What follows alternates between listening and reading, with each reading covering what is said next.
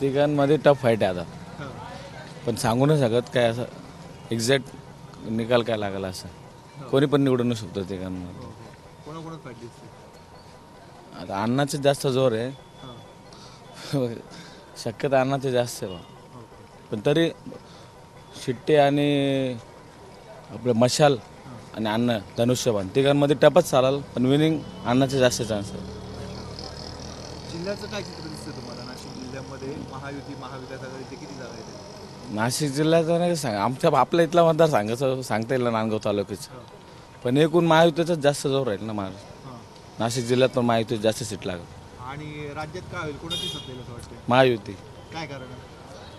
कामं आहे ना त्यांचे, कामं आहे, योजना, सरकारी योजना भरपूर पोहोचल्या लोकांपर्यंत नाही का, त्याचा बेनिफिट लोकांना, आणि लाडकी बहीणचा पण भरपूर फायदा होईल त्यांना.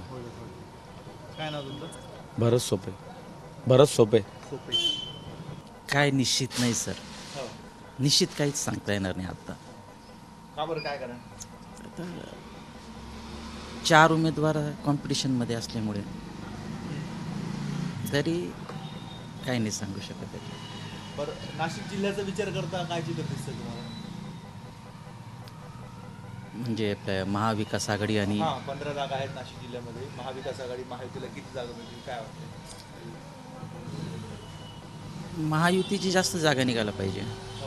काय कारण त्यामागचं? सेंट्रलला BJP सरकार असल्यामुळे. ह्या निवडणुकीमध्ये कोणाचा जोर तुम्हाला दिसला?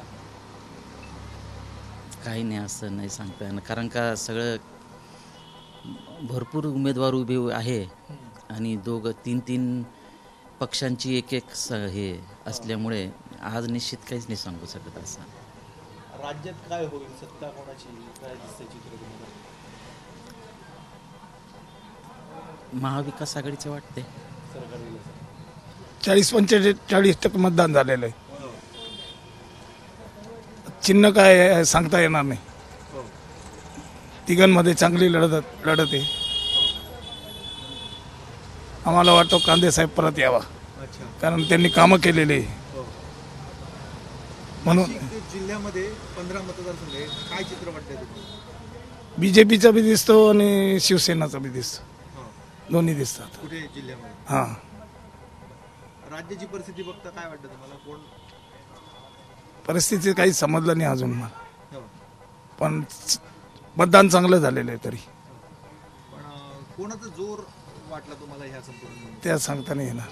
राज्यभरामध्ये नाही सांगता येणार. जिल्ह्यामध्ये नाही सांगता येणार. तुमच्या मतदारसंघामध्ये नाही, काही नाही. मी मतदान करून खूप चुप निघून आलो. मी काही थांबलो नाही तिथं. बरोबर आहे ना सर? जे व्हायचं ते तर आता पब्लिकच्या मनावर आहे. पब्लिक काय कराल हे सगळं चित्र आपण किती तर्कवितर्क लावले तर 23 तारखेला स्पष्ट होणार आहे. फक्त एवढीच अपेक्षा आहे का जे बी येऊ एकाच पक्षाचं किंवा एकाच पार्टीचं सरकार हो, एवढीच इच्छा आहे. खिचडी नको आहे, कारण त्याचा सगळ्यांना त्रास पुऱ्या महाराष्ट्राच्या जनतेला होतो ना खिचडीचा. तुम्ही खिचडी अनुभवताय आता चालायचं सर. बर, तुमच्या मतदारसंघाचं काय चित्र आहे? सर काही सांगता येत नाही, तरी पण 4 उमेदवारामध्ये टफ फाईट आहे. त्याच्यामुळे निश्चित परफेक्ट कोण येईल हे काही सांगता येत नाही. जो बी येईल तो थोड्या मताधिक्याने येईल, एवढंच सांगता येईल. नाशिक जिल्ह्यात 15 जागा आहे. हां, युती आघाडीला किती जागा जातील असं वाटतं? सर त्याचं ॲनालिसिस तर आत्ता नाही सांगता येणार, तरी पण माझ्या माहितीप्रमाणे 10-5 असं होईल. कोणाला 10? युतीला 10 आणि आघाडीला 5. ओके. आणि एवढ्या निवडणुकीमध्ये कोणाचा जोर दिसला तुम्हाला राज्यभरामध्ये? सर आता आपण छोट्या गावात बसलोय, टीव्हीवर न्यूजवर पाहतो, त्याच्यावर दोघांचा सारखाच दिसला. दोघांनी जोर दोन्ही बाजून लावलेला आहे. नांदगाव मतदारसंघामध्ये मतदान नक्कीच संपलेलं आहे, पण कोण उमेदवार निवडून याचं खात्रीशीर सांगू शकत नाही. लढत ही चौरंगी वाटते. अण्णा, 101% अण्णा. काय कारण? गावाचा विकास, आम्हाला दुसरं काही पाहिजे नाही. पाण्याचा प्रश्न मिटला, रस्ते झाले, MIDC सँक्शन झालेले, जे 5-25 वर्षात कोणी नाही केलं ते 2.5 वर्षात करून दाखवलं. म्हणून फक्त अण्णा. जिल्ह्यात काय असेल चित्र? जिल्ह्यात 99% शिंदे आणि फडणवीस, म्हणजे ऑल ओव्हर महाराष्ट्रात. राज्यभरात काय चित्र? म्हणजे राज्याची गोष्ट करू राहिलो ना. काय? शिंदे आणि फडणवीस. आणि नाशिक जिल्ह्यामध्ये नाशिक जिल्ह्यात मोस्ट जागा आहेत आपल्या 15 नाशिक जिल्ह्याच्या. 15 जागा आहेत, तरी 12-13 जागावर शिंदे आणि फडणवीस. हो, कोणाचा जोर दिसला तुम्हाला या निवडणुकीमध्ये? शिवसेना भाजपचा.